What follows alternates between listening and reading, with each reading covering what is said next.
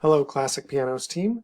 This is going to be a video covering the basic e-commerce functions of the site, looking at orders, approving orders, all that kind of stuff. When this video is done, I will go ahead and add it to this tutorial videos section. Each person's dashboard they can organize on their own, so you might find this somewhere else on the dashboard when you first log in, but you can always just move it wherever you want.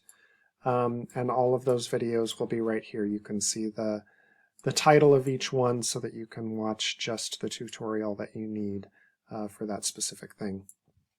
So for e-commerce, we want to come right down here to WooCommerce, and orders is what we're going to cover in this first video. It's probably mostly what you're going to be doing on a day-to-day basis when you work with the site. So you can see this got turned off, I think over a year ago at this point. But there are a few orders in here from when it was turned on, and you can see the basics of those orders here. The price they paid, the status of the order, the date that it happened, and the name that they put in for that. In this view, there are a few things to know. First of all, as this list gets long, and if somebody calls or emails to inquire about something, there can be a lot of orders to look through. So the first thing to know is that this search function works exceptionally well. You can use an email address, you can use their name, you can use their physical address. There's lots that you can do this, and the search function, what I've learned over the years is that it works exceptionally well to find whatever it is you might be looking for. You can also use these columns here, so it shows it usually already by the date. So if you want to flip that order, you can just click on the top here and it'll reverse the order by date. So now we've got oldest on top and newest on the bottom. When you do get quite a few orders in here, it's not going to show them all on one page. So here I can show you an example here. If we go under screen options and we change this number to something small, you can see that the first 5 orders show here, but there are more than 5 orders. So down here you can see there's a total of 7 items. Just like up here, you can see all 7. There are 7 orders. But there's, not all showing on this page. So if you click here, then it would take you to page 2. So again, you can change this number that show per page. I wouldn't put it to something over 100 because then it starts running really slow. The default, I think you'll find, is that it's set for 20 orders per page. So you can definitely increase it beyond that if you're dealing with something beyond the immediate orders that have come in and you need to see a longer list. Again, that's right here under screen options. You'll see that there is a status here for each one of these. You don't have to use the status, although it can, if at some point you do start getting a number of orders, it can make it nice and clear for you. So processing means that the payment has already been collected. You just would move it to completed once it's shipped or once the customer's received it, kind of checking it off your list a little bit. And the way that you do that is to go ahead and click on the order here. And then you can move the order to completed. Now, I'm not going to do this for this particular order because it's a year old and they would get a notification saying the order has been changed to completed, which might be confusing for something this old. So I'm not going to do that, but you would move it to completed and then you would hit update to change that status of that. As you can also see here, once you've clicked into the order, it gives you a little more detail. So you can see here whether or not they shipped to the same address that they billed to from their credit card. You can see the details of the particular product that they ordered, if there was shipping cost or not, which I think we've got this set to no shipping at all.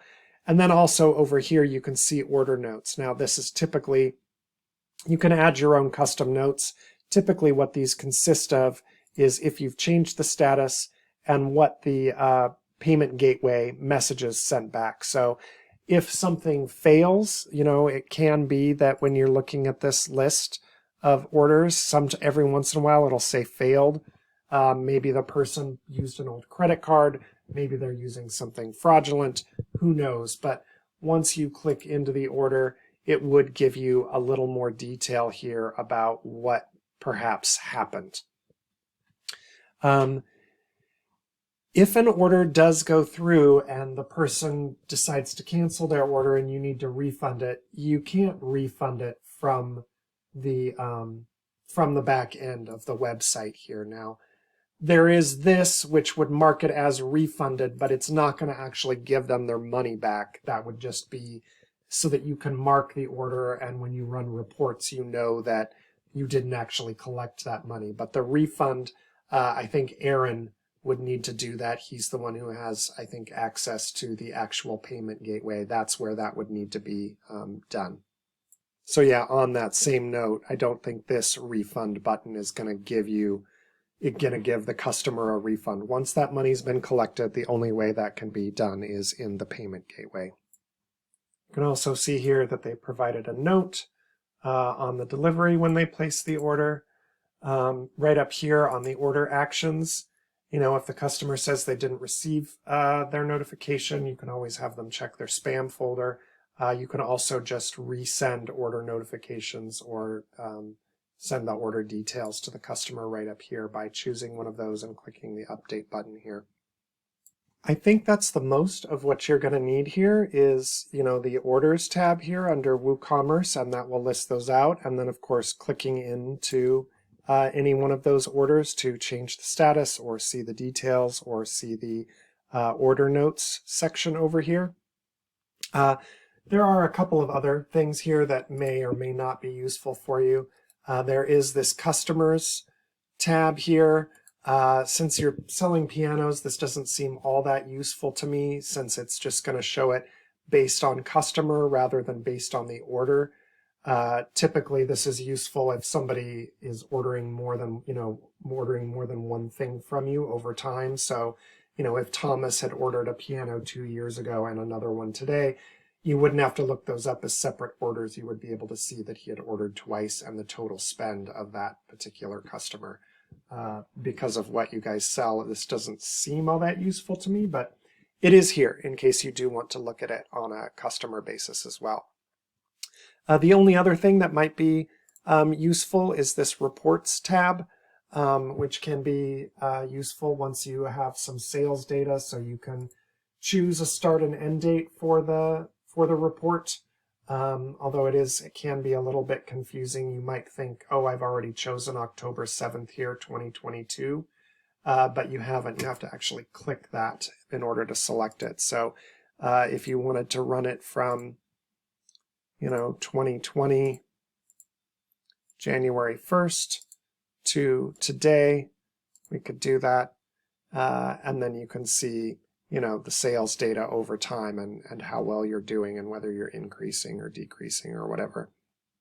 It also has some very quick reports here that you can click, the year, the last month, this month, the last 7 days, etc.